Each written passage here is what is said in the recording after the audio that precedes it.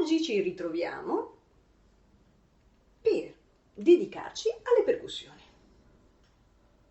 Allora, le percussioni sono già di per sé stuzzicanti, coinvolgenti, però sono anche un argomento vastissimo.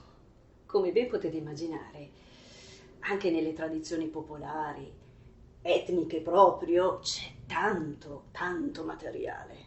Ecco, qui è un po' difficile ridurre l'argomento e renderlo completo, ma noi iniziamo a fare proprio una prima spolverata, poi avremo tante occasioni per dedicarci magari anche a singoli strumenti. Le percussioni.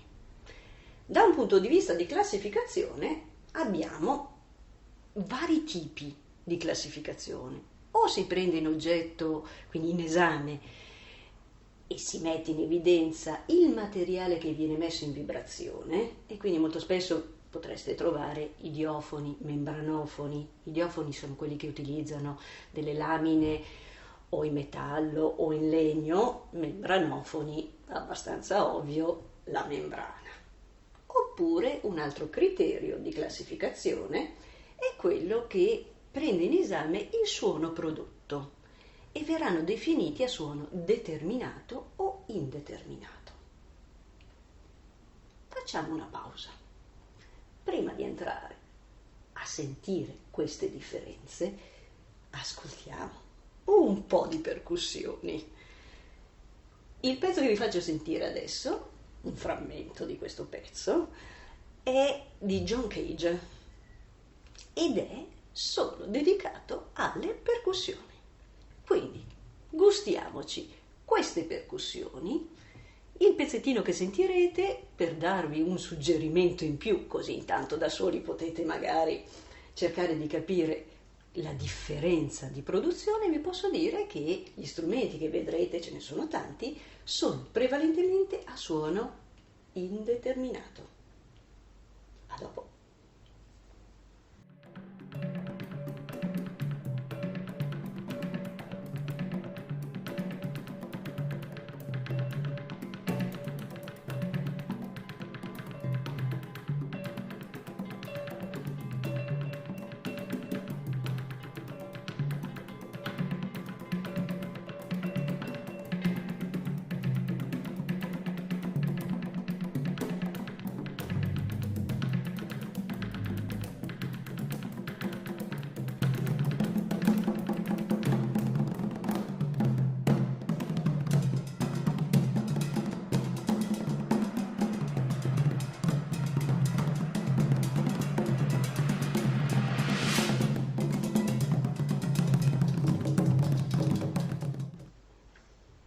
Apprezzato e gustato questa performance di percussionisti,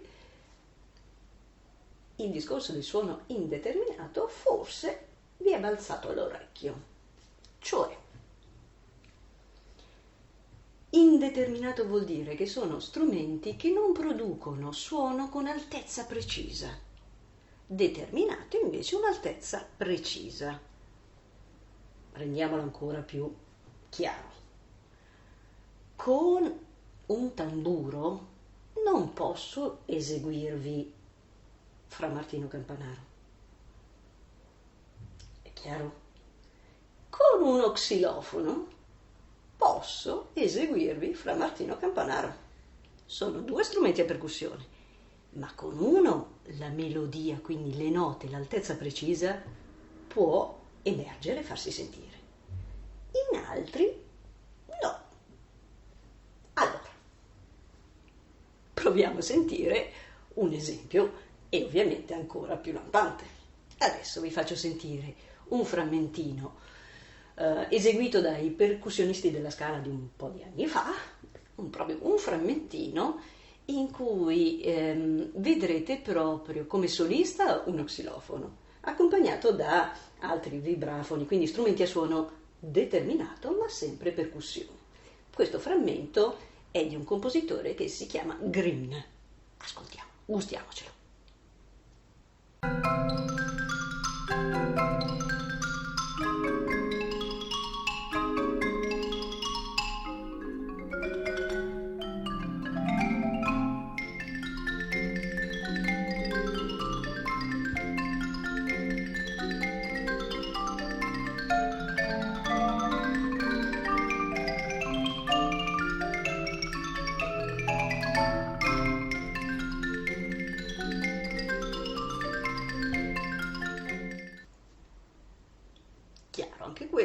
ben evidente. Altra cosa che possiamo aggiungere, sempre relativo proprio a questi strumenti, alla varietà che ovviamente, come vi ho detto all'inizio, è immensa. Allora, noi possiamo utilizzare gli strumenti a percussione nell'ambito che noi ci aspettiamo, cioè quello ritmico, ma non solo.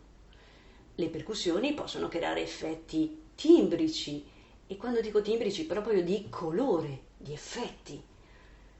Ma anche abbiamo visto, nell'esempio appena ascoltato, melodici, perché pur essendo percussioni abbiamo le melodie, la sequenza delle note.